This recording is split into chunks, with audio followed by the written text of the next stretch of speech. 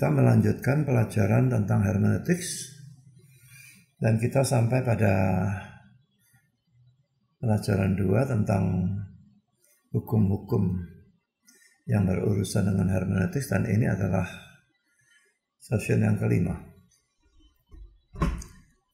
Dan poin 6 Romawi ini kita akan mempelajari bagian yang bersifat eksplisit dan bagian yang bersifat implisit. Dan ini sesuatu yang sangat penting. Saudara, kata eksplisit berarti tersurat. Jadi betul-betul ada kata-katanya ya. Sedangkan kata implisit berarti tersirat kalau dalam bahasa Indonesia. Kata-kata yang persis tidak ada, tetapi artinya ada secara tidak langsung gitu ya. Jadi bagian yang eksplisit, bagian yang memberikan pernyataan atau ajaran langsung. Langsung dalam arti betul-betul kata-kata itu ada. Sedangkan bagian yang bersifat implisit adalah bagian yang memberikan pernyataan atau ajaran tidak langsung. Saudara, saya beri contoh yang pertama ini dalam pembicaraan sehari-hari ya. Kalau misalnya si A berkata kepada si B, saya lapar. Maka si B dengan yakin bisa tahu, tidak bisa salah ini ya, bahwa si A sedang lapar karena itu memang dikatakan oleh dia secara eksplisit. Tapi si B bisa juga menduga-duga atau menyimpulkan apa yang si A maksudkan secara implisit dengan kata-kata itu. Mungkin si A mengatakan dirinya lapar dengan maksud supaya si B mengajaknya makan. Tetapi penafsiran implisit ini tentu tidak pasti benar ya. Karena si B bisa saja salah menduga, sehingga salah dalam menarik kesimpulan seperti itu. Ya, jadi si A menginginkan diajak makan itu cuma implisit. Tapi kalau si A lapar itu eksplisit. Yang eksplisit di sini ini pasti benar, yang implisit itu cuma dugaan yang memungkinkan benar. Nah, dalam kasus pembicaraan sehari-hari seperti ini memang tidak ada jalan untuk tahu ya, dugaan implisit itu benar atau tidak benar. Tapi kalau dalam urusan Alkitab itu bisa kita ketahui, yaitu dengan nanti membanding-bandingkan dengan teks-teks lain dalam Alkitab. Jadi menarik pelajaran yang implisit itu sebetulnya harus sangat berhati-hati. Sekarang mari kita lihat dalam penafsiran Alkitab ya. Ini ayat yang sangat banyak digunakan khususnya dalam urusan konfrontasi Arminianisme dengan Calvinisme. Yohanes 3:16 ini bolak-balik diajukan sebagai dasar bahwa manusia itu punya free will. Ayatnya berbunyi, karena begitu besar kasih Allah akan dunia ini, sehingga ia telah mengaruniakan anaknya yang tunggal, supaya setiap orang yang percaya padanya tidak binasa, melainkan beroleh hidup yang kekal. Sekarang kita perhatikan ya, ayat ini secara eksplisit ya, mengajarkan apa? Pertama, Allah mengasihi dunia. Kedua, Allah telah mengaruniakan anaknya yang tunggal. Dan itu ya karena dia mengasihi dunia tadi ya. Lalu ketiga, yang percaya pada anak Allah itu tidak akan binasa, tapi akan mendapat hidup yang kekal. Nah, sekarang coba kita pelajari implisit-eksplisit ya. 3 hal ini eksplisit. Nah, implisit apa? Secara implisit, Yohanes 3:16 mengajarkan bahwa yang tidak percaya kepada anak Allah atau Yesus akan binasa atau masuk neraka. Ini implisit, tidak ada kan? Eksplisitnya tidak ada. Coba periksa ayatnya. Ada dikatakan yang tidak percaya akan masuk neraka begitu? Dia cuma mengatakan yang percaya tidak binasa. Tidak bicara apapun tentang orang yang tidak percaya. Nah, memang dalam hal ini ajaran implisit bahwa orang yang tidak percaya akan binasa masuk neraka ini benar. Karena didukung oleh ayat-ayat lain dalam Alkitab. Tapi kalau hanya melihat Yohanes 3:16, ini hanya ajaran implisit, bukan eksplisit. Nah, jelas bahwa penafsiran yang eksplisit itu sebetulnya jauh lebih kuat dari penafsiran yang implisit. Jadi perhatikan kata-kata ini ya. Dua penafsiran tabrakan, yang satu punya dasar eksplisit, yang satu dasarnya cuma implisit. Maka pada umumnya penafsiran yang eksplisit itu yang benar. Saya katakan pada umumnya karena bisa saja orang itu menafsir secara eksplisit tapi tetap nafsirnya ngawur, bisa. Tapi secara umum eksplisit lebih kuat dari implisit. Ya, dan karena itu pada umumnya kalau sesuatu ajaran yang ditarik secara implisit bertentangan dengan suatu ajaran yang ditarik secara eksplisit, maka yang implisitlah yang harus mengalah, harus dibuang. Pada umumnya saya katakan. Tapi saudara, bagaimanapun juga mengambil pengajaran atau arti secara implisit dari suatu ayat adalah penting dan sah. Jadi ingat baik-baik ini ya. Mengambil pengajaran atau arti secara implisit dari satu ayat itu penting dan sah. Sahnya nanti kita lihat Tuhan Yesus sendiri mengambil ajaran implisit. Pentingnya saudara, kalau ajaran implisit itu memang sah dan kita tidak mau ambil, kita rugi saudara ya. Ada kebenaran-kebenaran yang sebetulnya memang diajarkan Alkitab. Tapi karena diajarkan implisit kita tidak mau. Kita rugi, kita tidak mendapatkan kebenaran itu. Nanti seluruh pengertian kebenaran kita ada bagian-bagian yang lobang. Karena kita tidak mau pengajaran yang implisit. Jadi sah ini perlu saudara pikirkan ya. Pokok ngambilnya benar, maka pengajaran yang implisit itu sah dan itu betul-betul firman Tuhan. Mari kita lihat di mana Yesus menggunakan bagian yang implisit dari suatu ayat. Pada waktu dia mengajar. Dalam Matius 22 ayat 23 sampai 33. Nanti kita baca. Dia menggunakan bagian yang implisit dari ayat Perjanjian Lama Keluaran 36. Untuk membuktikan adanya kebangkitan atau kehidupan setelah kematian. Nah, kita akan baca teksnya untuk melihat ya. Bahwa ini implisitnya bukan cuma implisit, tetapi sangat-sangat implisit. Tapi toh Yesus sendiri mengajar seperti itu. Berarti memang menarik bagian yang implisit itu sah. Asal nariknya benar. Mari kita baca teksnya ya.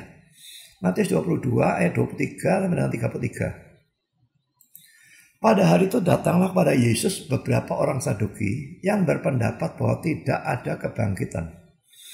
Jadi sekte ini sekte sesat ya, sangat sesat, jauh lebih parah daripada ahli-ahli Taurat dan orang-orang Farisi. Dan payahnya mereka ini yang jadi imam-imam sebetulnya. Nah, mereka ngajar juga sebagai imam. Nah, salah satu kesesatan mereka berpendapat tidak ada kebangkitan. Jadi hidup itu ya hidup sekarang ini saja. Mati habis, hilang semua. Surga neraka tidak ada. Bayangkan bagaimana orang bisa sesesat itu dan menjadi tokoh agama. Jadi kalau itu bisa terjadi pada saat itu, jangan heran kalau itu terjadi pada saat sekarang. Orang yang percaya pada saat adanya pendeta itu potensi sesatnya luar biasa besar. Jangan percaya pada saat adanya pendeta sudah. Nah, sekarang saya lanjutkan ya. Mereka bertanya kepadanya. Ini tanyanya memang untuk mencobai tentu saja, atau untuk membenarkan pandangan mereka. Memaksa Yesus membenarkan pandangan mereka bahwa tidak ada kebangkitan. Lalu mereka ngarang satu cerita yang sengaja dibuat-buat. Mereka bertanya kepadanya, "Guru, Musa mengatakan bahwa jika seorang mati dengan tiada meninggalkan anak, saudaranya harus kawin dengan istrinya itu dan membangkitkan keturunan bagi saudaranya itu." Saya percaya hukum ini berlaku hanya untuk orang-orang Israel atau Yahudi ya. Nah, sekarang dia mengumpamakan adanya suatu keadaan. Tetapi di antara kami ada 7 orang bersaudara. Saya tidak percaya ini betul-betul terjadi. Mereka ngarang saja. Yang pertama kawin, tetapi kemudian mati. Dan karena ia tidak mempunyai keturunan, ia meninggalkan istrinya itu bagi saudaranya. Demikian juga yang kedua dan yang ketiga sampai dengan yang ketujuh. Jadi ini mati terus ya. Yang kedua ngawin, mati lagi. Yang ketiga ngawin, mati lagi sampai yang ketujuh. Dan akhirnya sesudah mereka semua, perempuan itu pun mati. Siapakah di antara ketujuh orang itu yang menjadi suami perempuan itu pada hari kebangkitan?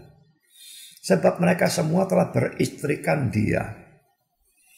Jadi dengan cerita dibuat-buat ini, mereka mau memaksa Yesus untuk mengatakan ya memang sudah tidak ada kebangkitan. Kalau ada kebangkitan memusingkan ya pertanyaan ini gitu ya. Tapi saudara, Yesus tetap bisa menjawab. Yesus menjawab mereka, kamu sesat. Sebab kamu tidak mengerti kitab suci maupun kuasa Allah. Ya maki orang sebagai sesat. Kalau saya maki sesat, orang maki-maki saya. Yang kasar lah, yang menghakimi lah. Karena pada waktu kebangkitan orang tidak kawin dan tidak dikawinkan, melainkan hidup seperti malaikat di surga. Jadi pada waktu kebangkitan, maksudnya pada waktu sudah masuk surga, orang tidak kawin, tidak dikawinkan, hidup seperti malaikat di surga. Tidak ada kawin-kawinan gitu ya. Nah, tapi dia tahu bahwa mereka maksudnya tentang kebangkitan orang mati, maka dia sambung. Tapi tentang kebangkitan orang-orang mati, tidakkah kamu baca apa yang difirmankan Allah ketika ia bersabda, Akulah Allah Abraham, Allah Ishak dan Allah Yakub. Nah ini yang diambil dari kitab Keluaran tadi ya. Nanti kita lihat ini ya. Ia bukanlah Allah orang mati, melainkan Allah orang hidup. Orang banyak yang mendengar itu takjub akan pengajarannya. Jadi ayat 32a ini diambil dari Keluaran 3 ayat 6 ini sudah ya. Mari kita baca. Lagi ia berfirman, Akulah Allah ayahmu, Allah Abraham, Allah Ishak dan Allah Yakub. Jadi ayah di sini memang bisa berarti nenek moyang ya. Lalu dikatakan Abraham, Ishak, Yakub. Jadi Allah itu adalah Allah dari Abraham, Ishak dan Yakub. Itu diambil dari sini. Lalu Musa menutupi mukanya sebab ia takut memandang Allah. Ini saya kira tidak perlu bagian ini. Yang saya tekankan hanya bagian A-nya saja. Jadi dia mengambil tadi ini ya. Akulah Allah Abraham, Allah Ishak dan Allah Yakub. Itu dari Keluaran 3 ayat 6a. Nah, tapi lihat sekarang ya. Hanya dari kata-kata bahwa Allah itu adalah Allah dari Abraham, Ishak dan Yakub. Dia mengambil ajaran apa? Dia mengatakan dia bukanlah Allah orang mati, melainkan Allah orang hidup. Kalau Abraham, Ishak dan Yakub itu kan waktu zaman ini sudah mati ya. Kalau zamannya Yesus sudah mati, zamannya Musa pun sudah mati ya. Masa kan Allah itu memperkenalkan diri sebagai Allah dari orang mati? Itu yang Yesus anggap tidak masuk akal. Pada waktu Allah memperkenalkan diri sebagai Allah dari Abraham, Ishak dan Yakub, sekalipun mereka itu sudah mati, tapi mereka bukannya berhenti mempunyai eksistensi. Mereka tetap ada. Saya percaya mereka ada di surga. Maka Allah memperkenalkan dirinya sebagai Allah Abraham, Allah Ishak, Allah Yakub. Mereka sudah mati tapi mereka tetap ada. Tidak aneh Allah memperkenalkan diri seperti itu. Tapi kalau seandainya pengajaran atau kepercayaan dari orang-orang Saduk itu benar, bahwa setelah mati tidak ada kehidupan, berarti Abraham, Ishak dan Yakub itu sudah mati dan mereka itu musnah. Tidak punya eksistensi. Maka adalah aneh Allah memperkenalkan diri sebagai Allah dari nothing. Tidak ada apa-apa. Mereka hidup. Dalam arti mereka ada di surga. Hidup di surga. Nah saudara, perhatikan ya. Ini menarik. Ajaran implisit sangat jelas. Sama sekali di sini tidak bicara sebetulnya tentang adanya kehidupan setelah kematian. kalau orang sudah mati nanti akan dibangkitkan atau apa, itu tidak bicara itu sama sekali. Jadi ini jelas penarian ajaran secara implisit. Bahkan saya katakan sangat implisit. Mungkin yang paling implisit di seluruh Alkitab. Atau setidaknya salah satu yang paling implisit di seluruh Alkitab. Tapi Yesus menarik ajaran itu secara implisit. Berarti saudara, menarik ajaran implisit itu sah. Sangat implisit pun sah. Selama menariknya memang benar. Ada yang tidak seimplisit ini, tapi tidak sah. Karena menariknya tidak benar. Nah ini yang kita harus hati-hati kalau menarik ajaran implisit. Saya berikan contoh yang lain saudara. Pada waktu mengucapkan Matius 4 ayat 10. Yesus itu mengutip Ulangan 6 ayat 13. Tetapi kalau dalam Ulangan 6 ayat 13 secara eksplisit tidak ada kata hanya. Tapi jelas ada secara implisit dalam Ulangan 6 ayat 13. Ya. Tapi saudara, pada waktu Yesus mengutipnya dalam Matius 4 ayat 10, Yesus menambahkan kata hanya itu secara eksplisit. Mari kita baca dua ayat ini ya. Matius 4 ayat 10, maka berkatalah Yesus kepadanya, enyahlah iblis sebab ada tertulis, engkau harus menyembah Tuhan Allahmu dan hanya kepada Dia sajalah engkau berbakti. Ada kata hanya, eksplisit. Nah Ulangan 6 ayat 13, engkau harus takut akan Tuhan. Berarti kan Tuhan ini huruf besar semua, berarti dari kata Ibrani YHWH atau Yahweh. Engkau harus takut akan Yahweh Allahmu, kepada Dia haruslah engkau beribadah, dan demi namanya haruslah engkau bersumpah. Tidak ada kata hanya. Tapi implisit ada, karena apa? Yahweh ini cuma satu. Jadi kalau harus takut dan beribadah kepada Dia, ya hanya kepada Dia, implisit. Yang implisit dijadikan eksplisit di sini. Nah hati-hati dengan ayat ini saudara ya. Karena dalam NIV dan NASB, Ulangan 6 ayat 13 menggunakan kata only.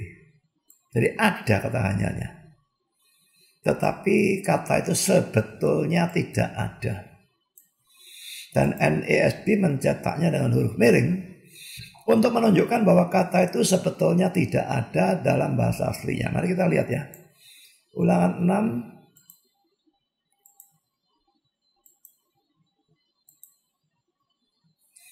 ya, ini ayat bahasa Indonesianya. Kalau saya perhatikan King James-nya, thou shalt fear the Lord thy God and serve him and shalt swear by his name. Tidak ada kata hanya. RSV sama, tidak ada kata hanya. You shall fear the Lord your God, you shall serve him and swear by his name. Tapi NIV perhatikan, fear the Lord your God, serve him only, and take your oaths in his name. NASB, you shall fear only, perhatikan dicatat dengan huruf miring, the Lord your God, and you shall worship him and swear by his name. Kalau ini taruh kursornya akan keluar kata Ibrania ya, to fear. Only-nya, loh tidak keluar apa-apa, karena memang dalam bahasa aslinya tidak ada. Nah ini YHWH. Ya, fear keluar. Tapi ini tidak ada. Jadi dalam aslinya memang tidak ada. Cuma NIV dan NASB menambahkan. Karena itu mereka anggap eksplisit. Tapi sebetulnya saya kok tidak setuju dengan penambahan seperti itu. Jadi saudara, di sini lagi-lagi apa yang implisit di sini ditarik sebagai suatu ajaran yang eksplisit oleh Yesus. Berarti menarik ajaran implisit dari ayat ini itu sah. Yesus yang melakukan, mana bisa salah. Ya, jadi saudara, bolehnya menarik ajaran implisit ini menyebabkan adanya tindakan-tindakan yang bisa dinyatakan sebagai salah sekalipun tidak ada dasar secara eksplisit. Contoh yang jelas adalah tentang merokok. Atau lebih parah lagi menjadi morfinis menggunakan ekstasi dan sebagainya. Sekalipun secara eksplisit tidak ada ayat yang melarang hal itu. Dan tidak adanya eksplisit ini oleh para perokok dijadikan alasan untuk mengatakan bahwa merokok itu boleh. Mana sih dilarang merokok? Tidak ada. Belum tentu pada zaman itu ada rokok sudah. Saya tidak tahu rokok itu mulai keluar kapan. Apalagi kalau morfin atau ekstasi sudah pasti pada zaman itu tidak ada. Yang mana mereka bisa melarang sesuatu yang tidak ada. Ya, secara eksplisit memang tidak ada ayat yang melarang hal itu. Tapi secara implisit ada. Mari kita melihat contohnya. Pertama saudara, Matius 22 ayat 39. Ini hukum kasih yang kedua ya. Kasihlah sesamamu seperti dirimu sendiri. Jadi menyuruh kita mengasihi sesama. Dan juga menyuruh kita mengasihi diri kita sendiri. Nah padahal saudara, merokok atau menjadi morfinis, menggunakan ekstasi dan sebagainya, jelas merusak tubuh atau kesehatan kita sendiri. Dan karenanya jelas bertentangan dengan ayat ini. Ini tidak mengasihi diri sendiri. Bahkan merokok itu juga merusak kesehatan orang-orang di sekitar si perokok. Dengan memaksa mereka menjadi perokok pasif. Jadi tindakan merokok ini juga tidak mengasihi sesama. Jadi memang implisit saudara. Matius 22:39 tidak bicarakan rokok sama sekali. Tapi mengatakan harus mengasihi diri sendiri, mengasihi orang lain. Padahal merokok itu merusak kesehatan diri sendiri, merusak kesehatan orang lain juga. Jadi jelas ayat itu bertentangan dengan tindakan merokok. Dan ayat yang kedua, 1 Korintus 10 ayat 23. Segala sesuatu diperbolehkan benar, tetapi bukan segala sesuatu berguna. Segala sesuatu diperbolehkan benar, tapi bukan segala sesuatu membangun. Saudara, hati-hati dengan ayat ini ya. Ayat ini tidak berlaku umum ya. Tidak berlaku untuk segala sesuatu ya. Ayat ini berlaku pada waktu kita ditanya orang, apakah kita harus melakukan atau tidak boleh melakukan sesuatu tindakan. Padahal tindakan itu tidak ada dalam Alkitab. Dilarang juga tidak. Diharuskan atau diizinkan juga tidak. Alkitab tidak bicara.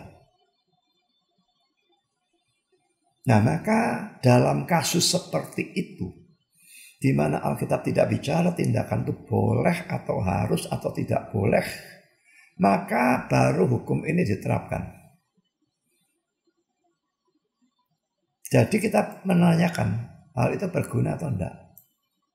Hal itu membangun atau tidak? Membangun gereja, membangun kita. Ya. Nah kalau hal itu berguna dan membangun, maka biarpun Alkitab tidak bicara apa-apa, maka hal itu jelas diizinkan. Belum tentu diharuskan memang.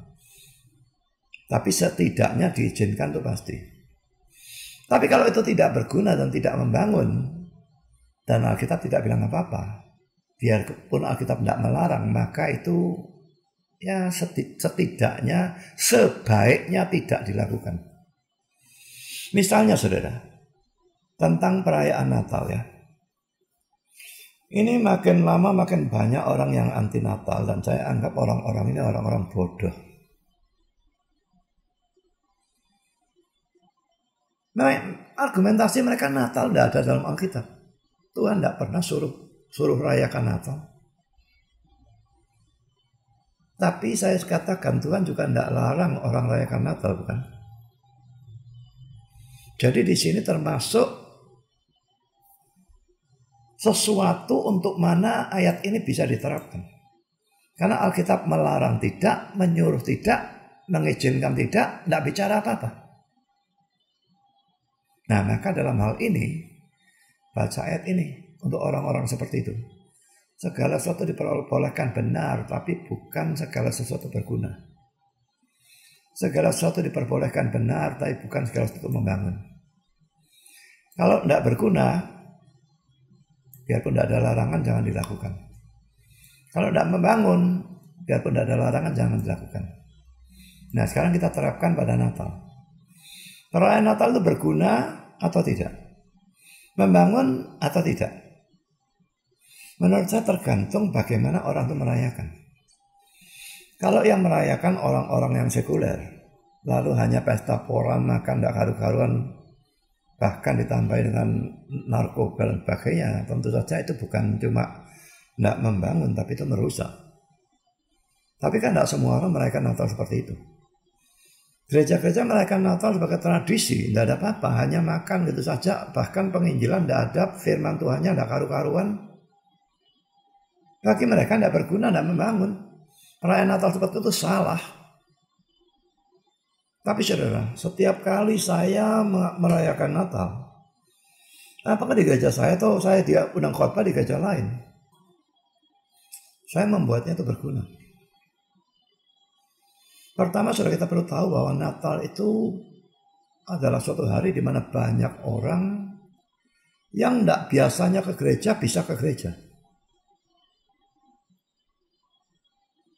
Yang datang pada acara Natal selalu lebih banyak dari kebaktian normal. Selalu. Tidak pernah, saudara, Natal itu yang datang lebih sedikit, tidak pernah. Mungkin karena itu perayaan Natal dianggap hebat, tapi juga ada kemungkinan karena biasanya ada makannya. Nah, orang datang untuk makan. Nah, banyak yang seperti itu. Nah, perkara mereka mau punya motivasi yang salah itu urusan mereka. Tetapi kita dalam merayakan Natal atau membuat suatu perayaan Natal, kita membuatnya itu berguna dan juga membangun. Bagaimana caranya? Karena banyak orang yang biasanya tidak datang menjadi datang, atau orang yang tidak pernah ke gereja bahkan mau ke gereja. Maka Natal ini menurut saya merupakan sesuatu yang bodoh kalau kita tidak menggunakannya sebagai suatu sarana penginjilan. Saya kira saya tidak pernah khotbah Natal dimanapun, di mana saya tidak memberitakan Injil. Jadi dengan memberitakan Injil pada saat Natal itu, kita memberitakan Injil bukan hanya kepada jemaat yang sudah sering datang atau rutin datang, tapi kepada orang-orang luar yang atau jarang datang atau tidak pernah datang sama sekali, tapi pada hari itu datang. Rugi nak nginjil, saudara. Harus nginjil. Pikirkan itu. Hari-hari raya Kristen itu selalu seperti itu. Banyak orang yang tidak pernah ke gereja tapi Jumat Agung dan Paskah datang. Maka Natal, Jumat Agung, Paskah, biarpun tidak pernah diperintahkan, ingat, tidak pernah dilarang juga. Dan berlaku ayat ini, kalau berguna, kalau membangun, ya bodoh sekali tidak dilakukan, saudara. Orang berguna membangun kok bisa tidak dilakukan, gimana? Nah, sekarang kembali kepada topik yang kita bicarakan, yaitu merokok. Nah, Alkitab tidak pernah mengatakan dilarang merokok, tidak mengatakan juga harus merokok, tidak mengatakan juga rokok itu diperbolehkan. Maka dipikirkan berguna atau tidak, membangun atau tidak. Nah, maka jelas merokok ini tidak boleh dilakukan kalau didasarkan pada ayat ini. Merokok itu bukan saja tidak berguna dan tidak membangun, tapi bahkan merusak atau merugikan kesehatan si perokok maupun orang-orang yang di sekitarnya. Dan juga mau ditambahkan lagi, ini merupakan penghamburan uang yang tidak perlu atau tidak ada gunanya. Dan ini rutin ya. Saya tidak tahu harganya satu bungkus rokok. Tapi kalau omong kosong saja 10.000. Dan orang itu merokok sebungkus sehari. 10.000 per hari menjadi 300.000 per bulan. Ini penghamburan uang yang konyol. Sudah tidak ada gunanya, merusak kesehatan. Bagi dia ada gunanya, karena dia kecanduan. Kalau tidak ngerokok malah jadi sumpek dan sebagainya. Tapi bagi orang yang tidak pernah merokok itu kan tidak ada.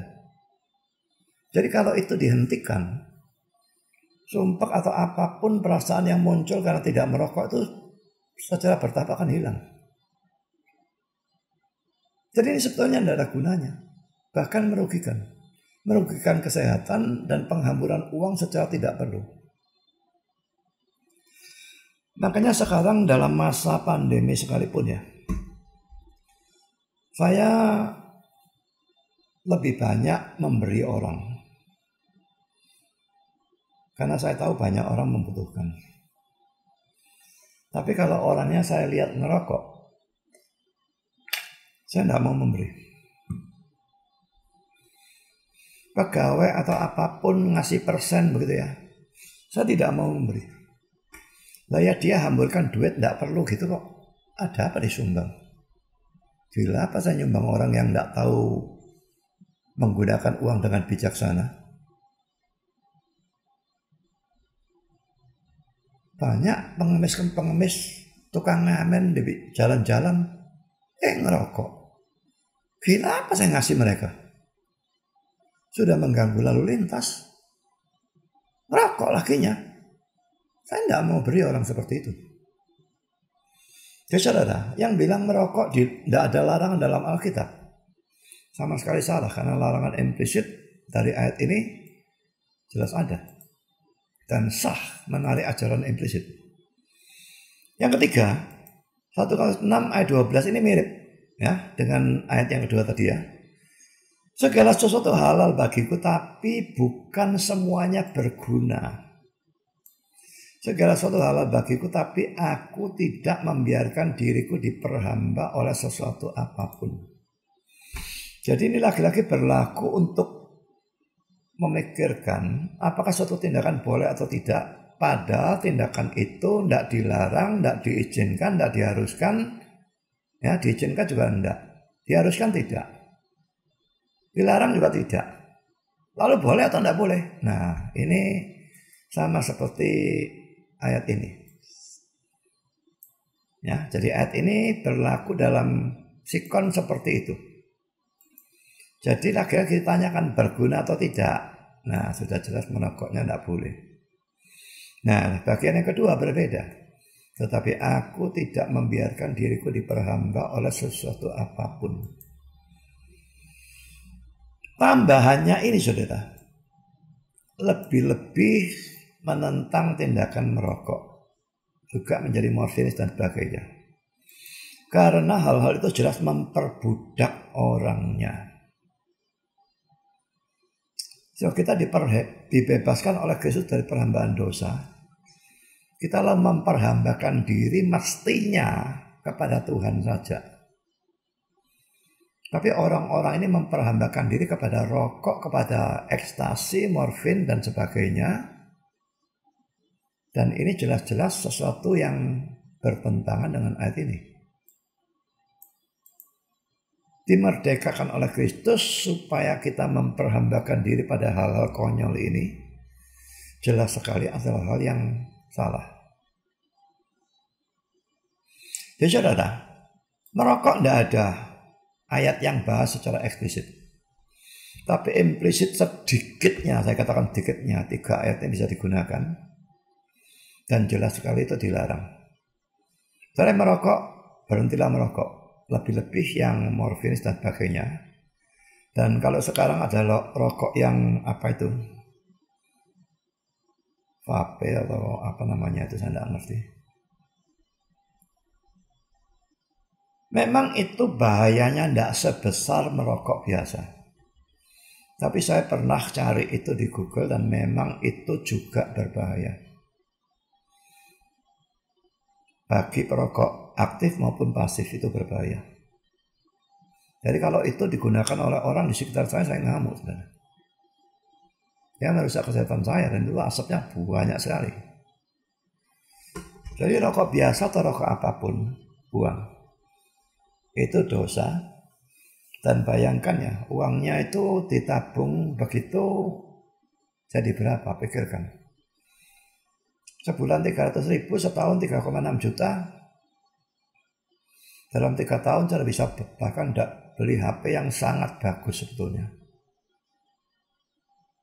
Lebih-lebih kalau ngerokoknya lebih dari 1 pak. Karena tadi akan cuma kira-kira harganya 10.000, saya tidak tahu berapa harganya. Kalau harganya lebih dari itu, lebih-lebih lagi. Pikirkan saudara, ini bisa ditabung uang itu sebetulnya. Membuat saudara untuk makan bisa lebih baik, makanan yang lebih bagus. Untuk pendidikan anak bisa memberikan pendidikan yang lebih baik. Saudara hamburkan untuk sesuatu yang tidak ada gunanya sama sekali. Ini kebodohan yang luar biasa. Orang-orang yang memang kecanduan rokok lebih baik tidak makan tapi ngerokok. Dan tidak bisa ada kegilaan lebih parah dari ini sebetulnya. Uangnya gunakan untuk beli makanan yang lebih bagus, lebih bergizi. Gunakan untuk hal-hal yang berguna. Persembahkan untuk gereja atau apapun. Itu jauh lebih bagus daripada dibuang seperti ini. Sebetulnya secara sama ya. Kalau sudah tahun baruan main kembang api ya, mercon dan sebagainya. Dulu saya waktu anak ya saya senang saja. Dan saya waktu itu belum Kristen. Tapi kalau saya pikir-pikir, kembang api, apalagi di negara-negara yang canggih itu kembang apinya luar biasa ya. Di China, di mana Amerika, di Australia, sebagainya. Kembang api yang betul-betul luar biasa indah ya. Tapi sudah itu harganya luar biasa mahal. Gunanya apa? Bagus memang. Dia nyala untuk berapa detik, lalu habis dan lalu gunanya apa? Berhentilah main hal-hal seperti itu. Ini cuma buang uang, tidak berguna, tidak membangun, sama sekali tidak ada. Nah, sekarang saya kembali pada ajaran eksplisit dan implisit. Sekalipun mengambil ajaran secara implisit adalah satu tindakan yang sah. Tapi tetap ada bahayanya, yaitu kalau mengambilnya salah. Sebagai contoh sudah ya. Bagaimana mengambil ajaran implisit tetapi salah. Nah, ayat yang tadi kita sudah baca Matius 22, 23, 33 yang orang Saduki tanya kepada Yesus tentang orang yang mati lalu saudaranya mengawini istri dan bahkan itu 7 orang. Lah, Yesus mengatakan tidak ada kawin dan dikawinkan di sorga tapi hidup seperti malaikat. Nah, tapi banyak orang menggunakannya ngawur.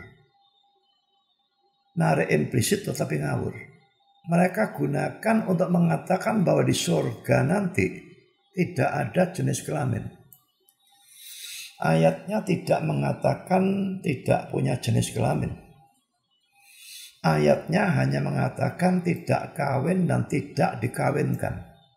Tidak ada kawin-kawinan, tidak ada suami istri di sana. Bukan mengatakan tidak punya jenis kelamin. Apa jadi gay semua atau gimana? Tidak, saudara.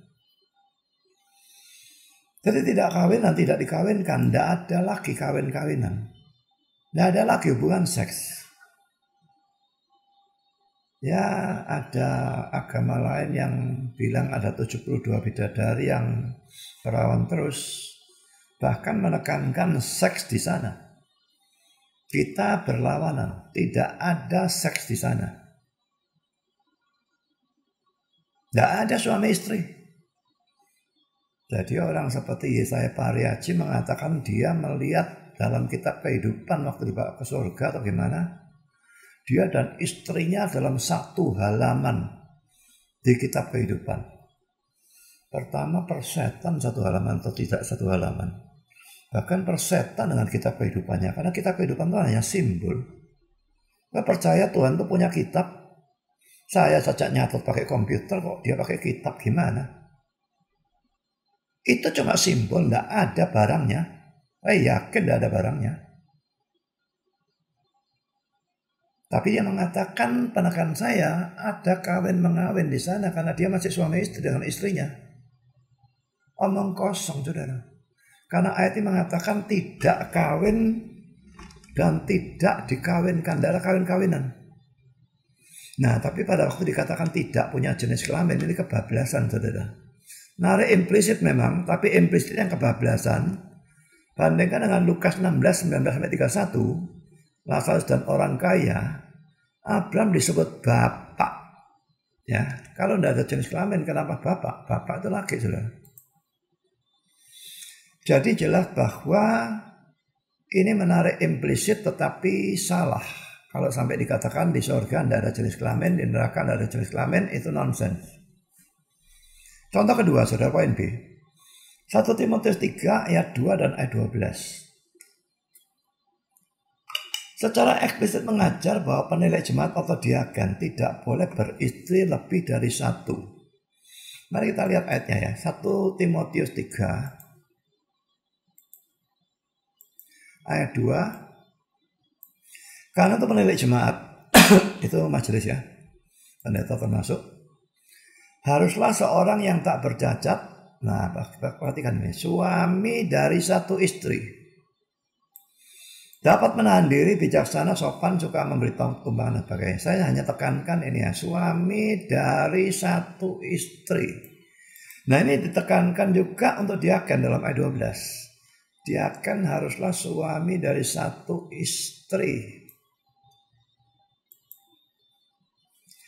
Jadi secara eksplisit dua ayat itu mengatakan penilik jemaat atau diaken tidak boleh beristri lebih dari satu. Nah, lalu ada orang yang menafsirkannya secara implisit. Itu kalau penilik jemaat, majelis atau diaken. Loh, kalau jemaat biasa ya boleh. Yang dilarang itu penilik jemaat atau diaken. Jemaat biasa tidak apa-apa.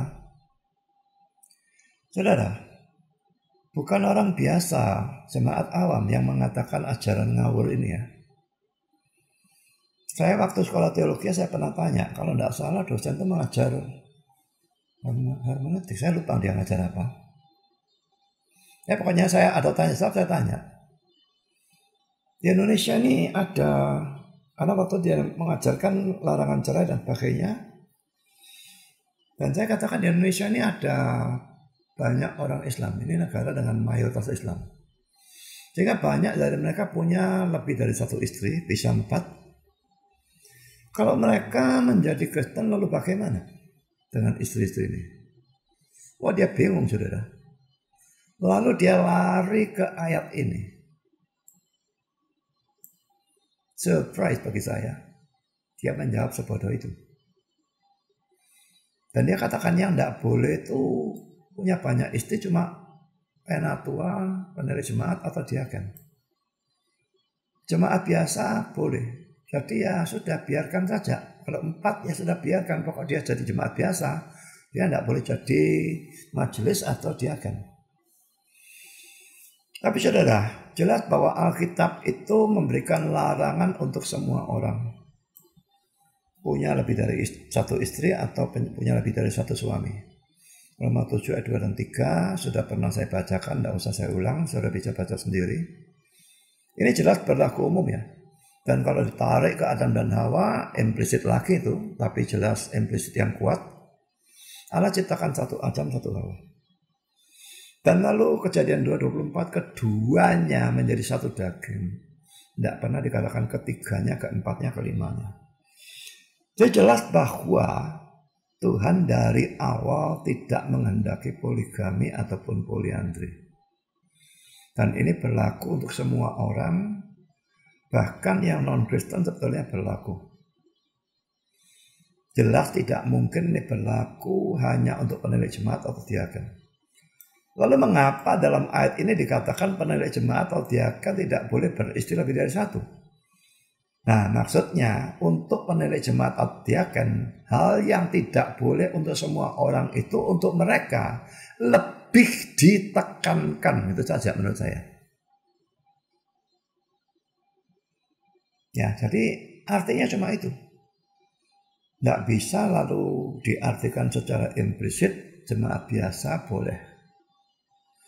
Ya, jadi ini menarik ajaran implisit tetapi jelas salah. Kelihatan salah karena nabrak ayat-ayat yang lain implisitnya. Ya, nabrak ini. Dan contoh yang ketiga, Yohanes 12 ayat 6 secara eksplisit mengatakan bahwa rombongan Tuhan Yesus itu punya bendahara. Mari kita lihat ya. Yohanes 12 ayat 6. Kita baca dari sini ya. Tetapi Yudas Iskariot, seorang dari murid-murid Yesus yang akan segera menyerahkan diri, dia berkata, mengapa minyak nawas itu tidak dijual 300 dinar dan uangnya diberikan buat orang-orang miskin? Ini Maria mengurapi Yesus dengan minyak nawas itu yang luar biasa mahal. Nah, hal itu dikatakannya bukan karena ia memperhatikan nasib orang-orang miskin, melainkan karena ia adalah seorang pencuri. Ia sering mengambil uang yang disimpan dalam kas yang dipegangnya. Bahwa dia pegang kas, ini secara eksplisit mengatakan bahwa dia adalah bendahara dalam kelompok itu. Nah, lalu saudara, eksplisitnya cuma ya ada bendahara. Lalu para penganut teologi kemakmuran menafsirkan secara implisit dengan mengatakan bahwa Yesus itu kaya, rombongan itu kaya. Kalau tidak kaya, tidak butuh bendahara. Kalau duit cuma sedikit, buat apa bendahara? Sekalipun cuma sedikit, tapi tetap butuh orang yang pegang duit, saudara. Misalnya mereka makan, tidak tahu makan di warung atau apapun ya. Masa tiap orang bayar sendiri-sendiri 13 orang kan ya lucu. Saya dulu pernah pergi ke Malaysia, diajak 2 teman dari Medan, dan lalu salah satu usul, dan saya sendiri sudah memikirkan hal itu dalam pikiran saya. Ini kalau makan lalu tiap orang bayar sendiri-sendiri kan tidak lucu. Lalu seorang usul, ayo kas dipegang 1 orang. Jadi masing-masing Pak setor 200 ringgit kepada dia yang pegang kas. Nanti setiap apapun ya dia yang bayar. Ya kecuali beli barang pribadi itu lain. Tapi setiap makan ya makan 3 orang ya, tidak usah dihitung ini habis berapa, dia habis berapa, tidak peduli. Ya diambil dari kas itu. Dan semua setuju ya sudah, 200 ringgit berikan. Nanti kalau 600 ringgit itu sudah habis, ayo setor lagi, 200 ringgit lagi. Nah, jadi saudara, 200 ringgit bukan duit yang terlalu banyak sebetulnya. Kalikan saja dengan 3.500 ya, atau 3.400 pada saat itu. Jadi bukan hal yang terlalu banyak, saudara.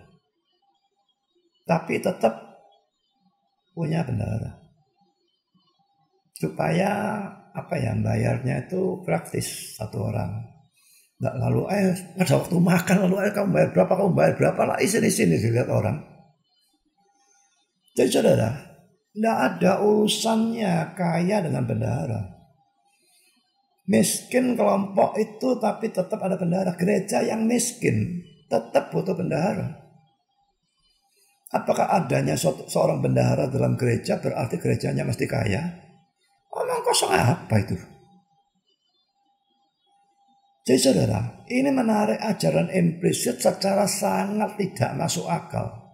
Kalau memang mau dipikirkan dan dianalisa secara benar. Nah, kalau mau dibandingkan dengan ayat Alkitab, ya, bandingkan dengan Lukas 9:58 yang menunjukkan kemiskinan Yesus. Ya, mari kita lihat Lukas 9 ayat 58.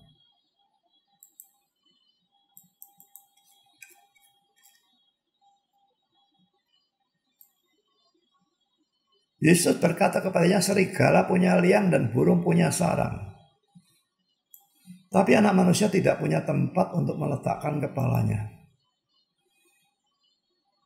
Jelas tak punya rumah dia. Karena ini dibandingkan dengan liang dan sarang. Dan bukan hanya tidak punya rumah, dia bahkan tidak punya tempat meletakkan kepala. Ini bantal saja dia tidak punya. Kalau grup itu kaya, masa Yesusnya tidak dibelikan bantal? Ya saudara, ini secara eksplisit sebetulnya nabrak. Ya, kalau dikatakan kelompok itu kaya, itu tafsirannya tidak masuk akal sama sekali. dan bertentangan dengan ayat Alkitab. Juga bisa dikatakan Yesus itu kaya, Mary miskin, ya, dalam surat Korintus dan sebagainya. Jadi kalau dia itu miskin, tapi ditafsirkan implisit dari adanya bendahara itu bahwa dia itu kaya, jelas bahwa tafsiran implisit dari para penganut teologi kemakmuran ini memang ngawur. Ini juga saya sebut sebagai eisegesis. Mereka sudah kadung mengajarkan orang Kristen harus kaya. Anaknya raja kok harus kaya. Mula-mula naik sepeda, lalu sepeda motor, lalu mobil, lalu jet. Ajaran goblok, sesat, dan memalukan bagi saya. Saya begitu malu dengan ajaran itu. Kalau saya ketemu orang yang non-Kristen, dan waktu mereka tahu saya pendeta, lalu ditanya, pendeta dari gereja itu ya? Nah, gereja itu yang menganut teologi kemakmuran. Saya bilang, enggak, saya benci ajaran itu, ajaran gila, tak maki-maki di depan dia. Ajaran itu memalukan dalam Kristen. Dan saya tunjukkan kepada orang non-Kristen supaya mereka tahu bahwa tidak semua orang segila itu. Tidak semua orang Kristen setuju dengan ajaran sinting itu. Ajaran memalukan itu. Teologi kemakmuran ini harusnya ditentang oleh semua orang. Kenyataannya diikuti oleh banyak orang idiot. Agama itu sebetulnya sudah menentang keduniawian ya, menyangkal keduniawian itulah. Nah, kok ini ada satu ajaran dalam Kristen yang mati-matian menekankan duit dan kemewahan, ini mau jadi apa? Dan para pendetanya pada naik mobil mewah yang harganya tidak tahu berapa miliar. Ada yang naik Rolls Royce, bahkan Lamborghini. Kalau saya sebagai pendeta naik Lamborghini, saya tidak bangga, saya malu, saudara. Kecuali kalau nunut orang yang punya Lamborghini, saya tidak ikut punya kan. Tapi kalau saya punya Lamborghini, saya tidak mau. Ada orang mau beri saya Lamborghini, saya mau tak jual. Kalau diberi tapi harus dimiliki, harus dipakai di jalan, saya tidak mau, saya tolak. Karena bagi saya itu memalukan. Dan menentang pandangan dan ajaran saya sendiri. Yang menentang teologi kemakmuran. Bagaimana hamba Tuhan mau hidup mewah model seperti itu? Dan saya memang puas dengan hanya mobil Panther yang keluaran tahun 2004 selama tidak rewel. Pokoknya mesinnya tidak rewel, tidak mogokan, AC-nya dingin, titik. Bodinya mau banyak-banyak, saya tidak peduli.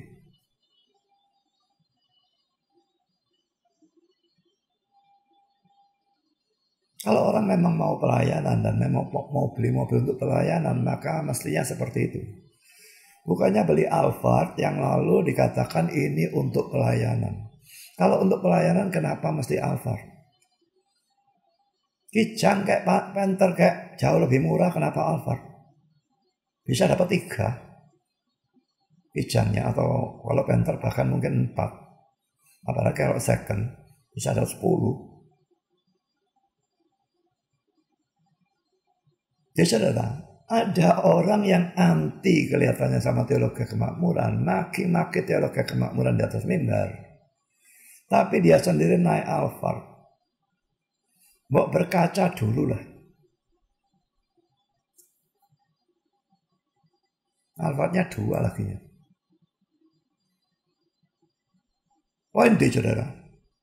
Ulangan 18 ayat 22 mengatakan bahwa kalau seorang nabi menubuatkan suatu tanda dan lalu tanda itu tidak terjadi, berarti nubuatnya meleset ya, maka itu menunjukkan bahwa dia adalah seorang nabi palsu.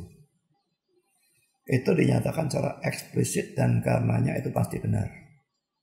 Mari kita baca ya, Ulangan 18:22.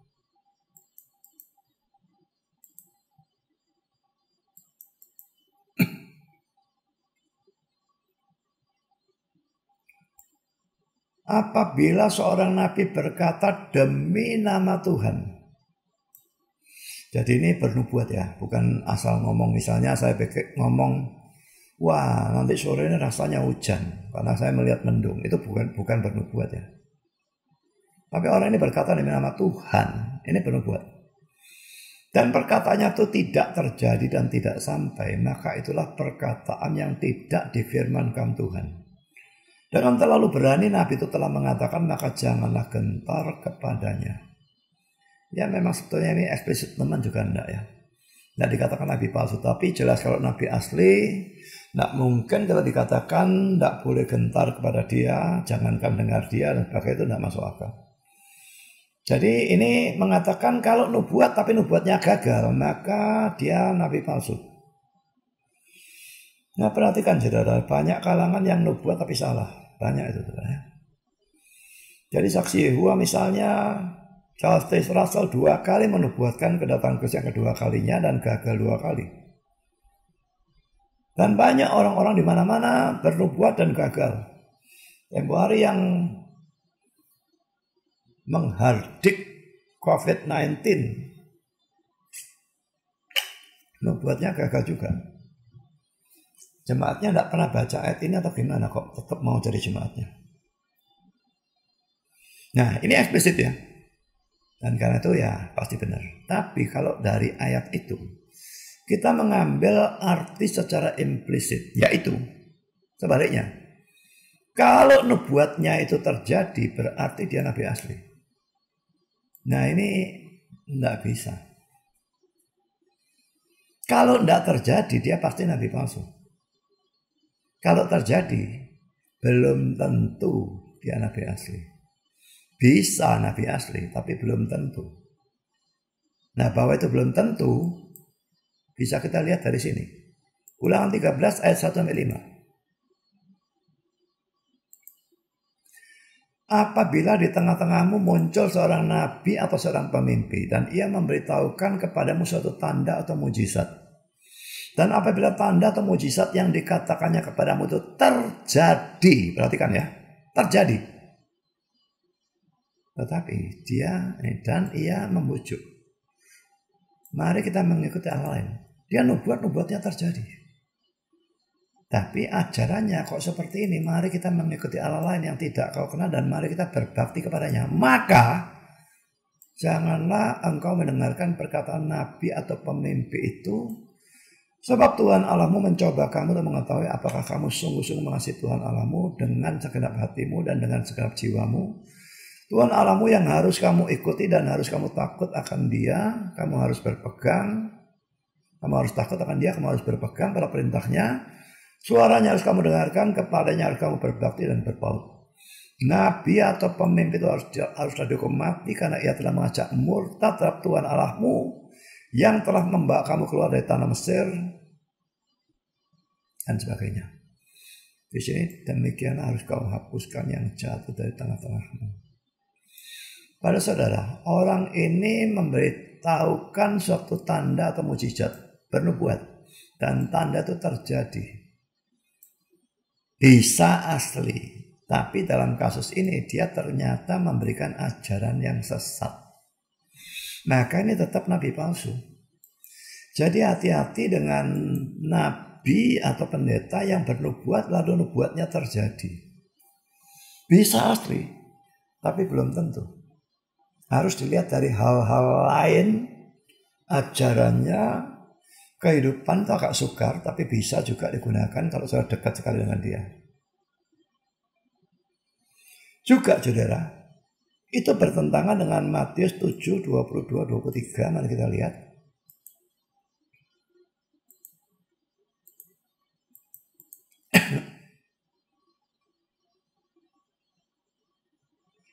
Pada hari terakhir banyak orang berseru kepadaku, Tuhan, Tuhan, bukankah kami bernubuat demi namamu? Jadi mereka bernubuat demi nama Yesus. Dan mengusir demi nama Yesus, mengadakan banyak mukjizat juga demi nama Yesus. Tapi Yesus berkata, pada waktu itulah aku akan berterus terang pada mereka dan berkata, aku tidak pernah mengenal kamu, enyahlah daripada aku kamu sekalian pembuat kejahatan. Dan selalu kalau lihat ayat ini, lihat konteksnya kalau dalam Alkitab fisik dimulai dalam ayat 15. Lihat Alkitab fisik, maka saya melihat ini perikop yang baru. Terus sampai ayat 23. Jadi yang dibicarakan dalam konteks ini adalah nabi-nabi palsu. 16 sampai dengan 20 bicara buahnya nabi-nabi palsu dibicarakan itu. Lalu ayat 21, 22, 23 ini tetap bicara tentang mereka. Nah, karena nabi palsu mereka bernubuat demi nama Yesus. Usir setan, adakan banyak mukjizat demi nama Yesus. Kalau nubuatnya ini gagal terus, saya pikir orang tidak akan dengarkan mereka, saudara. Jadi sangat mungkin nubuatnya ini berhasil terjadi. Tapi tetap nabi palsu, Yesus tidak pernah kenal dia. Jadi saudara, arti implisit seperti itu, kalau nubuatnya terjadi, nabinya itu asli, itu tidak boleh diambil. Dan mari kita lihat tafsiran pulpit commentary tentang Ulangan 18 ayat 20 itu. Kegagalan perkataan seorang nabi merupakan bukti yang meyakinkan bahwa ia tidak berbicara oleh ilham ilahi. Ya, kalau gagal, bukti dia bicara bukan dari Tuhan itu. Jika perkataannya tidak gagal, tidak berarti atau mungkin belum berarti bahwa dia adalah seorang nabi yang sejati.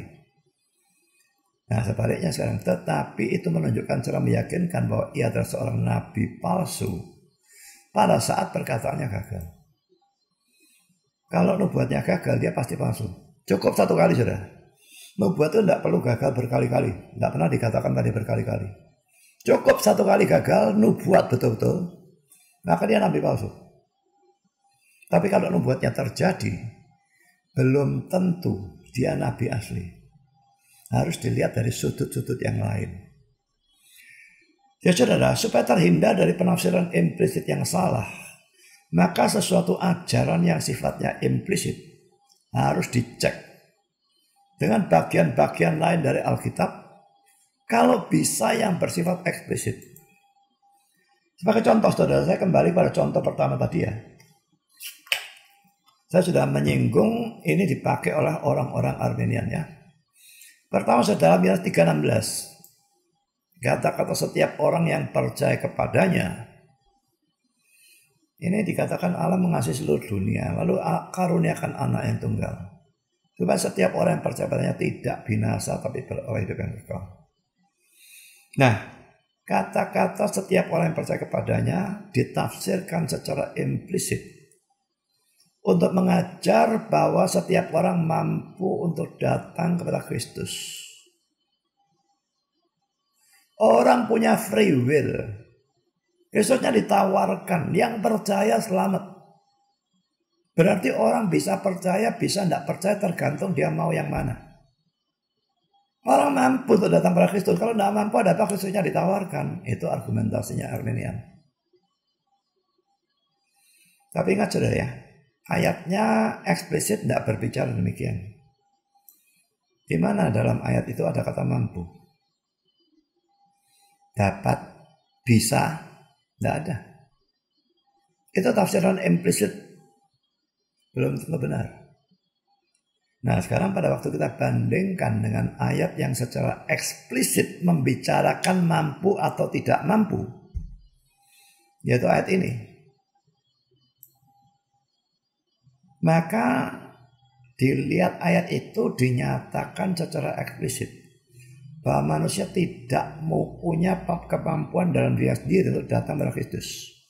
Juga ayat ini nanti. Ya. Mari kita lihat ayatnya, Yohanes 6, 44 dan 65 ya. Ini betul-betul bicara soal kemampuan. Ya 3:16 saudara baca, mana ada dapat atau tidak dapat, bisa atau tidak bisa, mampu atau tidak mampu, itu tidak dibicarakan. Jadi kalau dari 3:16 ditarik ajaran apakah orang mampu atau tidak mampu, itu ajaran implisit. Bisa benar. Tapi ternyata sekarang kita bandingkan dengan ayat yang eksplisit membicarakan kemampuan. Jelas bahwa tafsiran implisit dari Yohanes 3:16 tadi itu salah. Mari kita lihat ya. Yohanes 6:44. Tidak ada seorang pun yang dapat datang kepadaku jikalau ia tidak ditarik oleh Bapa yang mengutus aku.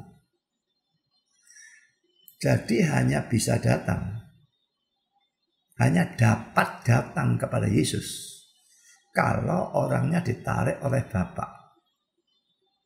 Kalau enggak ada seorang pun yang dapat datang kepadaku. Jadi berbicara tentang kemampuan orang itu sendiri, tidak ada seorang pun dapat datang kepadaku. Dia hanya dapat datang kepadaku kalau dia ditarik oleh Bapa. Jadi mampu tidak mampunya orang tergantung Bapaknya narik dia atau enggak. Hanya yang ditarik yang dapat datang. Orangnya sendiri tidak dapat, tidak bisa, tidak punya kemampuan. Mari kita lihat Yohanes 6 ayat 65, mirip. Lalu ia berkata, sebab itu telah kukatakan kepadamu, tidak ada seorang pun dapat datang kepadaku kalau Bapa tidak mengaruniakannya kepadanya. Jadi saudara butuh karunia dari Tuhan.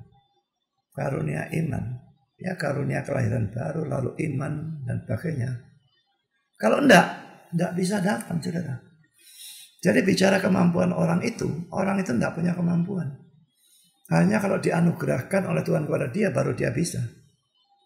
Ayat yang lain lagi, saudara, 1 Korintus 12 ayat 3. Karena itu, aku mau meyakinkan kamu bahwa tidak ada seorang pun yang berkata-kata oleh Roh Allah dapat, ini mesti juga ya, tapi ini negatif ya, dapat berkata terkutuklah Yesus. Yang saya tekankan yang ini, yang positif ya. Dan tidak ada seorang pun yang dapat mengaku Yesus adalah Tuhan selain oleh Roh Kudus. Tentu ini bukan maksudnya mulutnya tok ya, hatinya juga. Mengaku dan percaya dalam hati bahwa Yesus adalah Tuhan. Tidak seorang pun yang dapat selain oleh Roh Kudus. Butuh pekerjaan Roh Kudus baru orang dapat mengaku Yesus adalah Tuhan. Jadi manusia bisa percaya Yesus adalah Tuhan. Manusia bisa datang kepada Yesus kalau Allah menarik dia atau mengaruniakan kepadanya atau ada pekerjaan Roh Kudus. Orang itu sendiri dikatakan bisa, itu merupakan penafsiran implisit dari Yohanes 3:16. Dan jelas karena bertentangan dengan banyak ayat. Ini penafsiran implisit dari Yohanes 3:16 bahwa manusia semua punya kemampuan, tergantung free will-nya mereka. Mau datang kepada Kristus atau tidak, mau percaya Yesus atau tidak, tergantung mereka. Itu adalah ajaran omong kosong. 3 ayat ini semua mengatakan tergantung ditarik oleh Bapa atau tidak, ya, dikaruniakan oleh Bapa atau tidak, oleh Roh Kudus.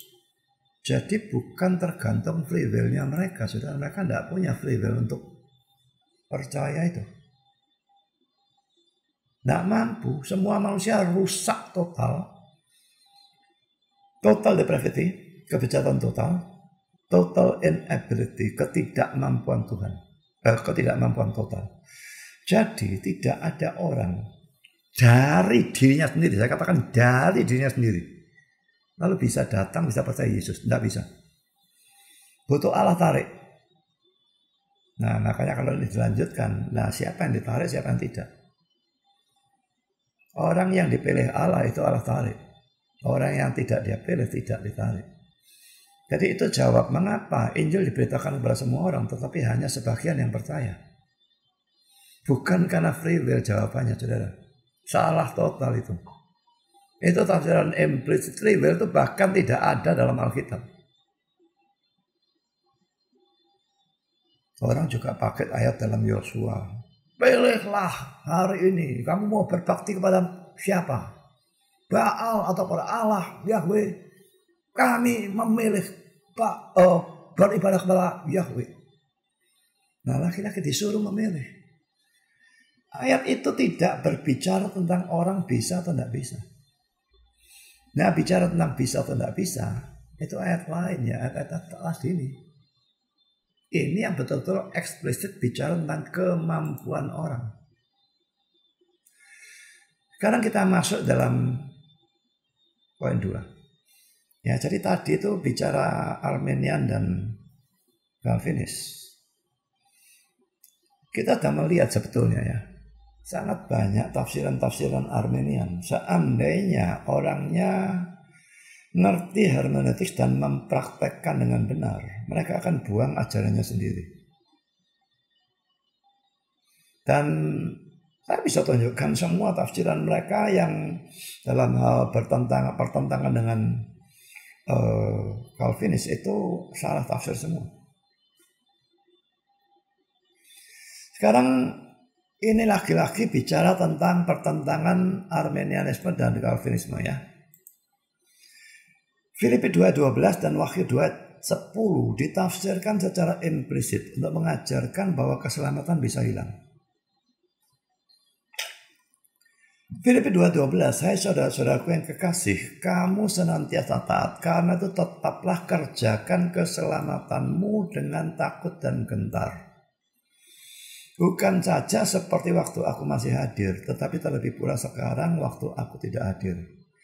Nah, suruh mengerjakan keselamatan dengan takut dan gentar. Nah, mereka senang sekali dengan ayat ini. Takut dan gentar itu buat apa kalau keselamatan tidak bisa hilang? Jadi pasti keselamatan bisa hilang. Karena harus dengan takut dan gentar. Nah, tapi di sini tidak ada bicara keselamatan hilang kok. Berarti itu implisit kan? Nah, sekarang mari kita lihat ayat yang kedua ini. Wahyu 2:10.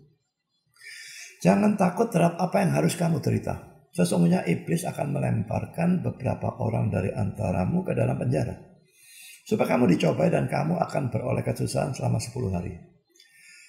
Hendaklah engkau setia sampai mati,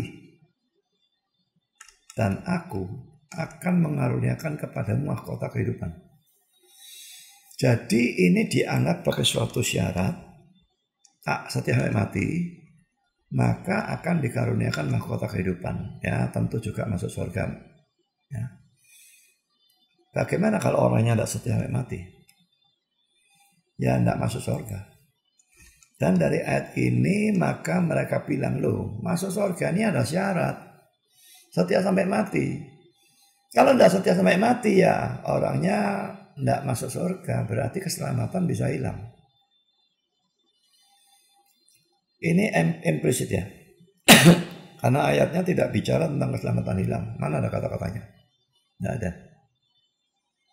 Nah, sekarang kalau mau bicara tentang keselamatan bisa hilang atau tidak, dan kita mencari ayat yang eksplisit, maka kita bisa lihat Yohanes 10:27-29. Dalam debat antara saya dan Ezra lawan Stephen dan Andrew Leo, kami menggunakan ayat ini. Mereka menggunakan ini juga dan banyak ayat yang lain. Kami tentu juga banyak ayat lain. Tapi salah satu teks yang kami gunakan adalah ayat ini. Dan saya tidak melihat bahwa mereka bisa menjawab ayat ini dengan baik. Mereka memang bacakan ayatnya dan seakan-akan jawab. Tapi sebetulnya mereka simpangkan tidak karu-karuan. Mari kita lihat ya. Domba-dombaku mendengarkan suaraku dan aku mengenal mereka dan mereka mengikut aku. Dan aku memberikan hidup yang kekal kepada mereka. Dan mereka pasti tidak akan binasa sampai selama-lamanya. Dan seorang pun tidak akan merebut mereka dari tanganku. Bapakku yang memberikan mereka kepadaku lebih besar daripada siapapun, dan seorang pun tidak dapat merebut mereka dari tangan Bapak. Saya waktu itu mengatakan beberapa hal dalam debat itu ya. Pertama dikatakan begini ya. Ini untuk domba, ini kan orang yang percaya. Diberikan hidup yang kekal. Ini juga ada dalam Yohanes 3:16 kan. Jadi orang percaya dapat hidup yang kekal. Kalau hidupnya itu bisa hilang, bagaimana bisa dikatakan yang kekal? Kalau hidupnya bisa hilang, keselamatan bisa hilang, maka itu hidup bersyarat. Saudara, kita bandingkan ya, hidupnya Adam sebelum dia jatuh dalam dosa. Dan hidup yang kita punyai sekarang, hidup secara rohani maksud saya. Adam waktu itu tidak punya hidup yang kekal, saudara. Karena Tuhan bilang jangan makan buah ini. Maka selama mereka tidak makan, mereka hidup. Tapi sekali mereka makan, mereka mati. Dan memang begitu makan, mereka mati rohani, diikuti kematian jasmani belakangan. Jadi mereka pada satu punya hidup bersyarat. Hidup asal tidak makan. Itu hidup bersyarat. Tapi kita enggak ya. Yesus bilang kalau kita percaya Dia, kita dapat hidup yang kekal. Dan menurut saya ini sudah salah satu dasar keselamatan tidak bisa hilang. Kalau enggak bisa dikatakan kekal. Lah, seakan-akan kurang, maka ditambahkan di sini. Mereka Anda kata pasti itu tidak ada, tetap kuat ya. Tapi masih ditambahi. Pasti tidak akan binasa sampai selama-lamanya. Loh, kalau bisa hilang keselamatan itu, ayat ini diapakan, saudara? Lalu ditambahi lagi. Seorang pun tidak akan merebut mereka dari tanganku, dan itu diulang dalam baris yang terakhir. Jadi saudara, kalau urusan keselamatan bisa hilang atau tidak, teks ini jelas eksplisit mengatakan tidak mungkin. Jadi penafsiran implisit dari Filipi 2 ayat 12 dan Wahyu 2 ayat 10 itu harus dibuang. Lalu bagaimana kita menafsirkan arti ayat ini yang sebenarnya? Calvin menafsirkan keselamatan di sini ini bukan keselamatan dalam arti yang biasa. Kalau dalam arti biasa, begitu kita percaya Kristus, kita dapat keselamatan itu pada saat itu. Tapi keselamatan ini seluruh jalan keselamatan kita, dari mulai sejak kita percaya Kristus sampai kita mati, sampai kita masuk surga. Nah, itu yang dikerjakan dengan takut dan gentar. Jadi hidup itu harus takut dan gentar dalam arti seperti ini. Bukan kita betul-betul gemeteran terus-terusan begitu ya. Tapi kita harus berusaha mati-matian ikut Tuhan itu dengan takut dan gentar. Seakan-akan keselamatan bisa hilang. Keselamatan dijamin, saudara. Tidak bisa hilang. Tapi kalau kita hidup sembrono, tidak ada takut dan gentar, itu menjadikan hidup Kristen kita tidak karu-karuan, akan dosa seenaknya sendiri dan sebagainya. Itu bukan hidup Kristen. Di satu sisi kita yakin keselamatan tidak bisa hilang, itu memberikan kita ketentraman, damai, tenang. Bayangkan kalau besok bisa hilang dan besok bisa mati masuk neraka, bagaimana kita bisa tidur?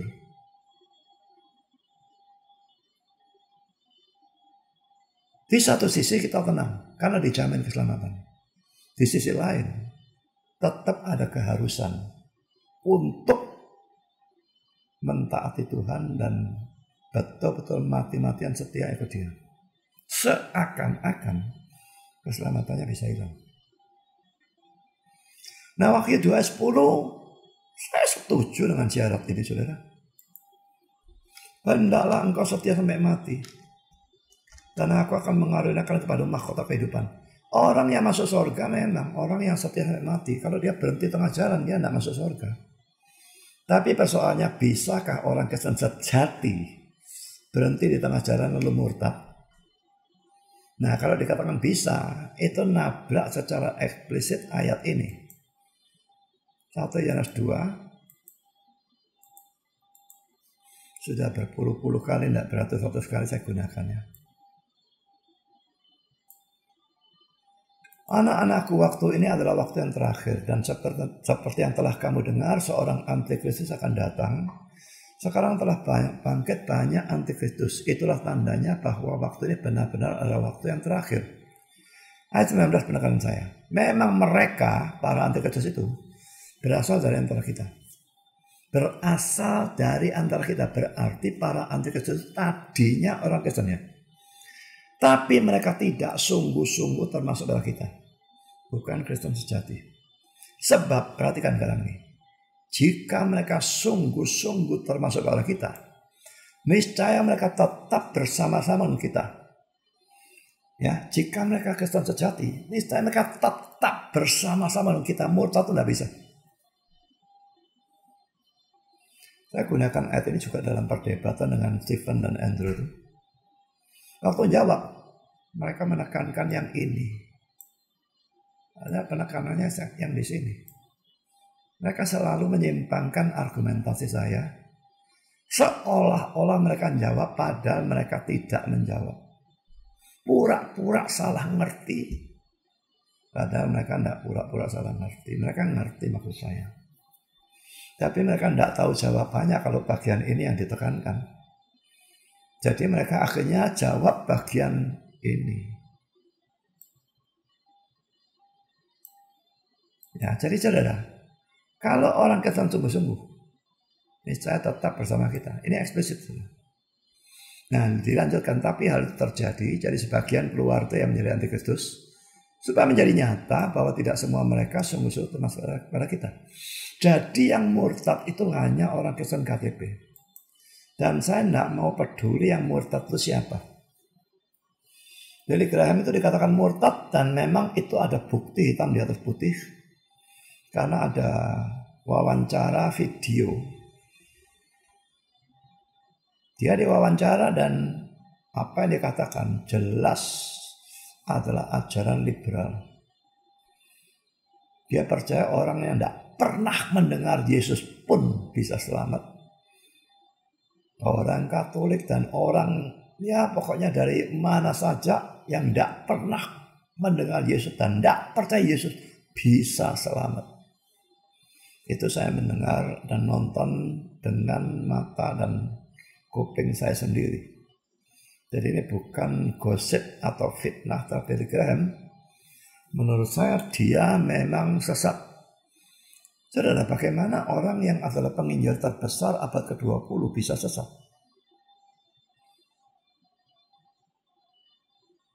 Apakah ini berarti Billy Graham kehilangan keselamatan? Saya tetap yakin 1 Yohanes 2 ayat 19 tadi. Kalau dia murtad, berarti dia bukan Kristen sejati. Jangan pikir orang yang jadi penginjil top tidak bisa Kristen KTP. Loh, rasul bisa, saudara. Penginjil top dibandingkan rasul itu tidak ada apa-apanya. Yudas itu rasul. Dia tidak pernah jadi Kristen sejati. Dia Kristen KTP. 11 murid yang lain tidak pernah ada yang tahu sampai saat terakhir. Sampai Yesus ngomongi dan Yesus diutus mengkhianat, baru mereka tahu. Tidak ada yang tahu. Ya saudara, jangan heran hamba Tuhan yang top kok bisa sesat. Kok bisa tahu ngajar seperti ini.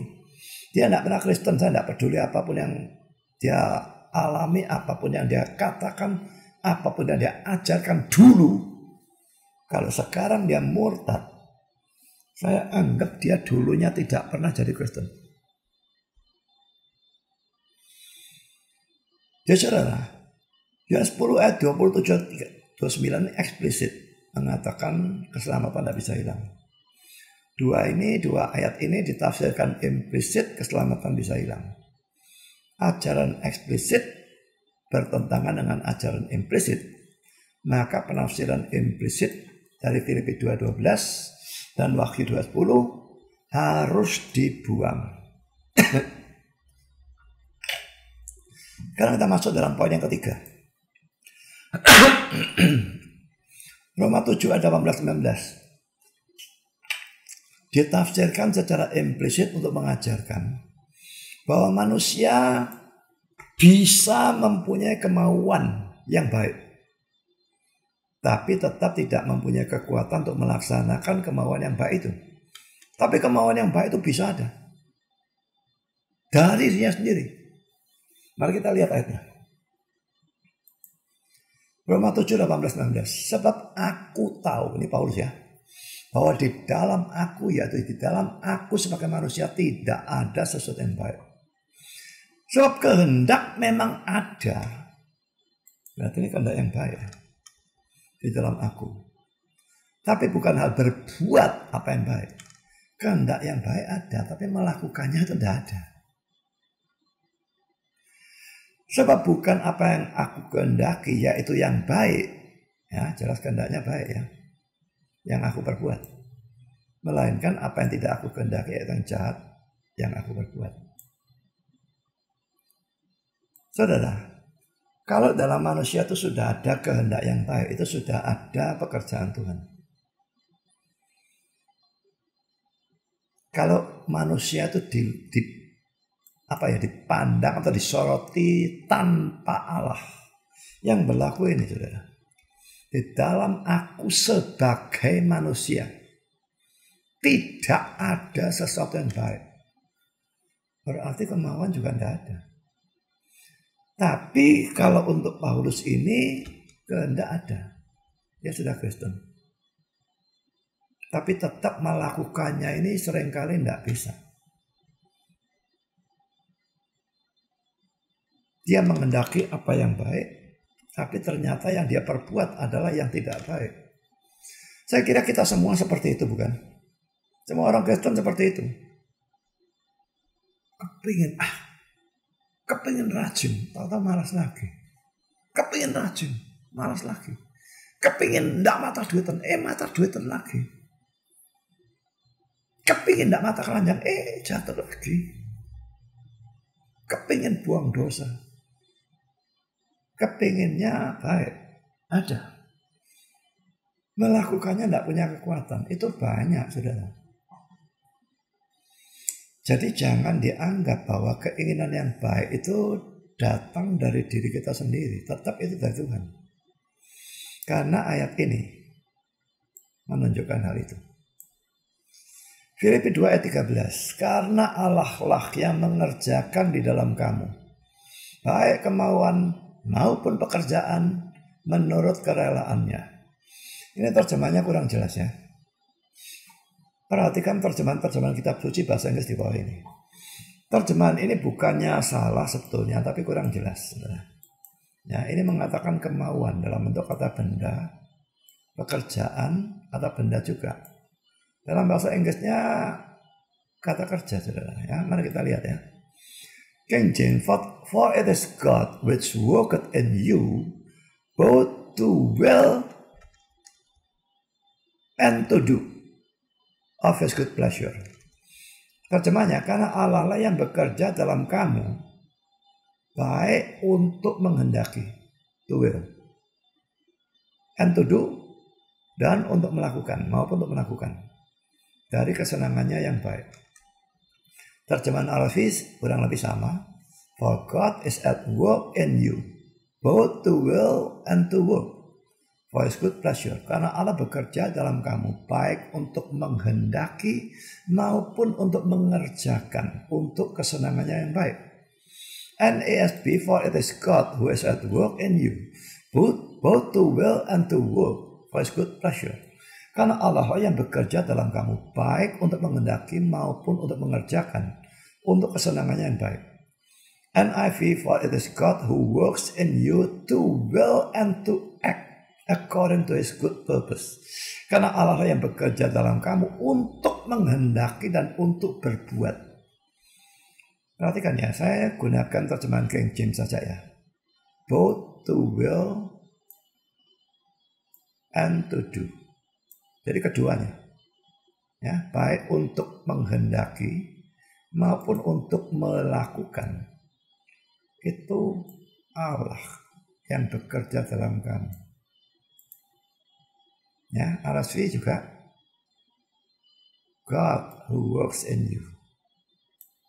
Untuk mau atau menghendaki. Dan untuk bertindak atau berbuat, melakukan. Kalau tidak ada pekerjaan Allah ini, bukan cuma kita berbuatnya tidak mampu, kita untuk menghendakinya juga tidak mampu. Saudara, kalau saudara sudah bisa betul-betul tulus dari hati, sudah punya kehendak yang baik, baik secara sesuai dengan firman, maka itu pasti karena pekerjaan Tuhan. Kalau tidak karena pekerjaan Tuhan, kita mau tidak bisa, melakukan juga tidak bisa. Mau dan mampu dua-dua tidak bisa. Jadi ayat ini jelas menentang ajaran yang tadi ya.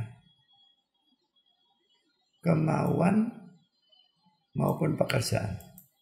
Pekerjaan ini kemampuan untuk melaksanakan kehendak itu ya. Jadi mau maupun mampu itu dua-dua datang dari Tuhan. Jadi Filipi 2:13 itu secara eksplisit mengatakan bahwa bukan hanya kekuatan atau kemampuan untuk melakukannya, tapi juga kemauannya. Untuk melakukan yang baik itu harus diberikan oleh Allah. Jadi saudara, kalau ini bisa diterapkan dalam hal kita percaya Yesus ataupun dalam ketaatan dalam semua hal yang baik ya. Percaya Yesus kan termasuk hal yang baik. Kita mau percaya itu tidak bakal bisa. Enggak. Kalau tidak dari Tuhan. Kalau bisa orangnya mau, sudah dari Tuhan, sudah pekerjaan Tuhan. Ada yang mau tapi tidak mampu. Karena Tuhan cuma berikan kemauan bisa sekali. Nah, kalau orang pilihan dia akan berikan kemauan, dia nanti pada saatnya berikan kemampuan juga. Dia akan berikan iman itu sendiri. Ini juga berlaku untuk ketaatan. Saya mau taat, mau membuang dosa ini. Kalau betul-betul mau, berarti itu sudah ada pekerjaan Tuhan. Tapi aneh, diusahakan tidak bisa gagal terus. Dan terus terang saya sendiri juga ngalami itu. Semua orang ngalami itu, Paulus juga. Kalau sedang ngalami bukan hal yang aneh. Tuhan kadang-kadang berikan kita kemampuan tapi tidak berikan kita kekuatan.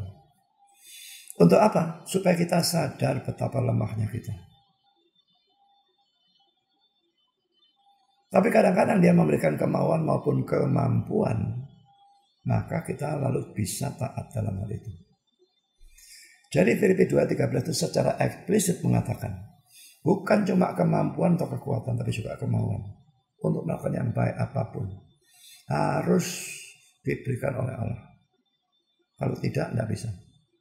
Dan karena itu tafsiran implisit dari ayat ini yang bilang bahwa manusia bisa punya kemauan yang baik. Manusia itu sendiri. Hanya kemampuannya tidak bisa. Ini salah, saudara. Ini mesti dibuang. Ini eksplisit. Ya. Jadi sampai di sini hukum tentang eksplisit dan implisit ini. Saya akan melanjutkan dengan yang luar biasa penting. Bagian yang akan datang. Bagian yang bersifat deskriptif dan didaktik. Ini luar biasa penting. Pelajaran hari ini sampai di sini saja.